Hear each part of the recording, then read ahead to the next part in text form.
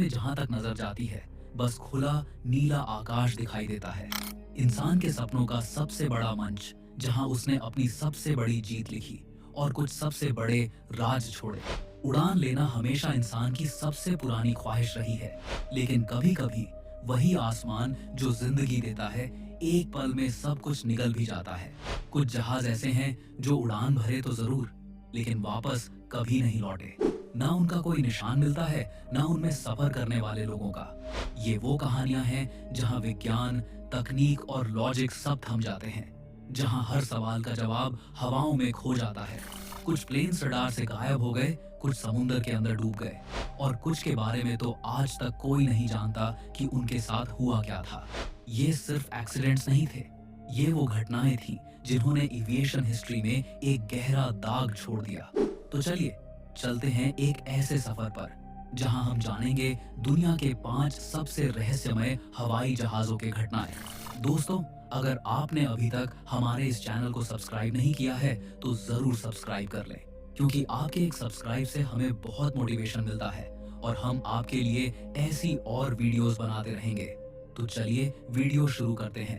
Number 1, Helios Airways flight 522, 14 अगस्त 2005।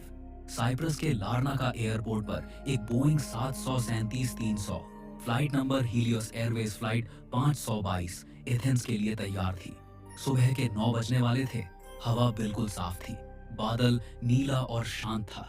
एक 115 passengers और 6 crew members, सब एक नॉर्मल फ्लाइट के लिए रिलैक्स थे। कोई सोच भी नहीं सकता था कि अगले 2 घंटे में ये प्लेन एक उड़ती हुई कब्र बन जाएगा। फ्लाइट का रूटीन चेक शुरू हुआ। एक इंजीनियर ने प्रेशराइजेशन सिस्टम को टेस्ट करने के लिए मैनुअल मोड पे सेट किया, पर टेस्ट के बाद उस स्विच को ऑटो पे वापस करना भूल गया। एक छोटी सी गलती, एक छोटी सी स्विच, लेकिन ये ही स्विच कुछ देर बाद 121 लोगों के मौत का सबब बनने वाला था। प्लेन ने टेक ऑफ किया और जैसे ही 12,000 फीट के ऊपर गया, कैबिन के अंदर ऑन ऑक्सीजन प्रेशर गिरने लगा। पायलट ने देखा एक लाउड वार्निंग सायरन बजने लगा और टेम्परेचर और प्रेशर दोनों अनॉर्मल लग रहे थे। लेकिन दिक्कत ये थी, वो वार्निंग सायरन 2 अलग सिचुएशंस में बजती थी, एक टेक ऑफ के टाइम और एक कैबिन प्रेशर ड्रॉप होने पर। और पायलट को लगा शायद एयर कंडीशनिंग सिस्टम में कोई छोटी सी प्रॉब्लम है। उन्होंने ऑक्सीजन मास्क नहीं पहना। जैसे जैसे प्लेन हाइट गेन करता गया, वैसे वैसे कैबिन में ऑक्सीजन खत्म होती गई। एक एक करके पैसेंजर्स बेहोश होने लगे, क्रू कोलैप्स कर गया और कुछ मिनट बाद कॉकपिट में दोनों पायलट्स भी अनकॉन्शियस हो गए। ये सब सिर्फ 10 से 15 मिनट में हो गया। प्लेन अब ऑटो पायलट पे था। बिना किसी इंसान के कंट्रोल के वो 34,000 फीट की ऊंचाई पे सीधा एथेंस की तरफ उड़ता गया। एयर ट्रैफिक कंट्रोल ने बार बार कांटेक्ट करने की कोशिश की, पर कोई जवाब नहीं मिला। उन्हें लगा कम्युनिकेशन फेलियर हुआ है, लेकिन असल में प्लेन के अंदर जिंदगी खत्म हो चुकी थी। कुछ देर बाद ग्रीक एयर फोर्स के 2 F-16 फाइटर जेट्स को इंटरसेप्ट के लिए भेजा गया। जब वो बोइंग के पास पहुंचे तो उन्होंने जो देखा वो स्पाइन चिलिंग था। कॉकपिट के अंदर दोनों पायलट्स के बॉडीज झुके हुए थे, बिल्कुल बेजान। कैबिन के विंडोज के अंदर कोई मूवमेंट नहीं, बस एक फ्रोजन साइलेंस। लेकिन एक चेहरा था, एक आदमी जो जिंदा लग रहा था। वो था एंड्रियास प्रोड्रोमाउ, फ्लाइट अटेंडेंट। उसने इमरजेंसी ऑक्सीजन मास्क पहना हुआ था और वो कॉकपिट में घुसने की कोशिश कर रहा था। उसने कंट्रोल लेने की कोशिश की, लेकिन तब तक बहुत देर हो चुकी थी। प्लेन का फ्यूल खत्म होने वाला था। ऑटो पायलट ने अपनी लिमिट क्रॉस कर ली थी। फ्यूल 0 के करीब था और कुछ मिनट में दोनों इंजन्स बंद हो गए। प्लेन ने धीरे धीरे हाइट लूज करना शुरू किया। एंड्रियास ने एक आखिरी डेस्परेट अटेम्प्ट किया कंट्रोल हैंडल करने का, पर अल्टीट्यूड रैपिडली गिर रही थी। फाइटर जेट्स के पायलट्स ने देखा बोइंग 737 धीरे धीरे ग्राउंड की तरफ झुकी और ग्रामेटिको नाम के छोटे से विलेज के पास एक पहाड़ी में टकरा गई। एक डेफनिंग एक्सप्लोशन, एक मोमेंट में सब खत्म हो गया।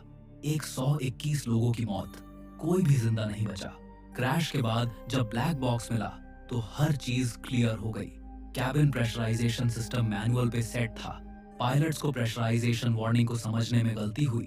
उन्होंने समझा ये एयर कंडीशनिंग सिस्टम का फॉल्ट है, और जब तक उन्हें असली प्रॉब्लम का पता चला तब तक उनके दिमाग में ऑन ऑक्सीजन खत्म हो चुकी थी। फ्लाइट अटेंडेंट एंड्रियास और उसकी फियांस फ्लाइट में क्रू थे। ब्लैक बॉक्स में उनके डेस्परेट कॉल्स और कुछ बटन्स दबाने की आवाज मिली। एक आखिरी कोशिश जो दुनिया ने कभी नहीं भूला। कैसे पॉसिबल है कि एक फुली फंक्शनल मॉडर्न जेट सिर्फ एक छोटी सी स्विच के गलत पोजीशन में होने से 121 लोगों की जान ले ले? क्या हमारी टेक्नोलॉजी इतनी डिपेंडेंट है एक ह्यूमन ओवरसाइट पर? हेलियोस एयरवेज फ्लाइट 522 हमेशा याद दिलाता है, इंसानी गलती कभी कभी मशीन से ज्यादा खतरनाक होती है। Number 2, Amelia Earhart. साल था 1937। दुनिया तब नए दौर में कदम रख रही थी और हवाओं में उड़ना इंसान के लिए एक सपना था। लेकिन एक औरत थी जिसका सपना सबसे बड़ा था, पूरी दुनिया का चक्कर हवा के रास्ते करना। उसका नाम था एमेलिया ईयरहार्ट, अमेरिका की एक बोल्ड, फियरलेस और इंस्पिरेशनल पायलट।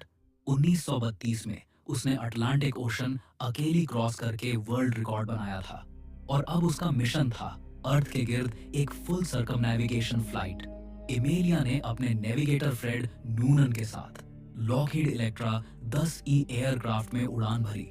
उनका रूट था कैलिफोर्निया से लेकर हवाई, फिर पैसिफिक के छोटे छोटे आइलैंड्स और फिर पूरी दुनिया घूमकर वापस अमेरिका तक। 30,000 किलोमीटर का सफर, 20 स्टॉप्स और एक ख्वाब, हिस्ट्री में अपना नाम हमेशा के लिए लिख देना। 2 जुलाई 1937 उनका प्लेन लाए पापुआ न्यू गिनी से उड़ान भरता है। सब कुछ परफेक्ट चल रहा था। उनका अगला स्टॉप था हाउलैंड आइलैंड, पैसिफिक ओशन के बीच एक छोटी सी जगह जो मैप पे एक पिन के बराबर दिखती है। सुबह के लगभग 8:43 पे रेडियो पर एमेलिया की आवाज आई, we are on the line 157-337, we are running north and south. उसके बाद साइलेंस, ना कोई मेडे कॉल, ना कोई क्रैश सिग्नल, बस हवाओं में गूंजती एक लास्ट रेडियो ट्रांसमिशन और फिर एमेलिया और उसका नेविगेटर दुनिया से गायब। उस टाइम अमेरिका ने हिस्ट्री का सबसे बड़ा एयर सी सर्च ऑपरेशन शुरू किया। 66 एयरक्राफ्ट्स, 9 शिप्स और $4 मिलियन खर्च हुए, लेकिन ना प्लेन मिला ना बॉडीज। बस समंदर के ऊपर endless blue horizon. President Franklin D Roosevelt ने खुद सर्च मिशन ऑथराइज किया, लेकिन 17 दिन के बाद उन्होंने कहा, हमने वह सब किया जो हम कर सकते थे। सबसे पॉपुलर थ्योरी कहती है कि एमेलिया का प्लेन फ्यूल खत्म होने पर हाउलैंड आइलैंड के पास समंदर में क्रैश हो गया। लेकिन अगर ऐसा हुआ तो रैकेज क्यों नहीं मिला? 1980 के दशक में आर्कियोलॉजिस्ट्स ने एक रिमोट आइलैंड पे एक पुरानी लॉकहीड प्लेन के पार्ट्स और एक फीमेल स्केलेटन के बोन्स पाए। डीएनए टेस्ट इनकंक्लूसिव रहे, लेकिन एक्सपर्ट्स कहते हैं शायद एमेलिया वहां तक पहुंच गई थी और फिर मर गई, एकलौती सर्वाइवर बनकर। एक थ्योरी कहती है कि उनका प्लेन गलती से मार्शल आइलैंड के पास लैंड हुआ, जो जापान में बसा था, और जापानीज आर्मी ने उन्हें कैप्चर कर लिया। कुछ पुराने फोटोग्राफ्स में एक औरत और आदमी दिखते हैं जो एमेलिया और न्यूनन जैसे लगते हैं, लेकिन प्रूफ कभी कंफर्म नहीं हुआ।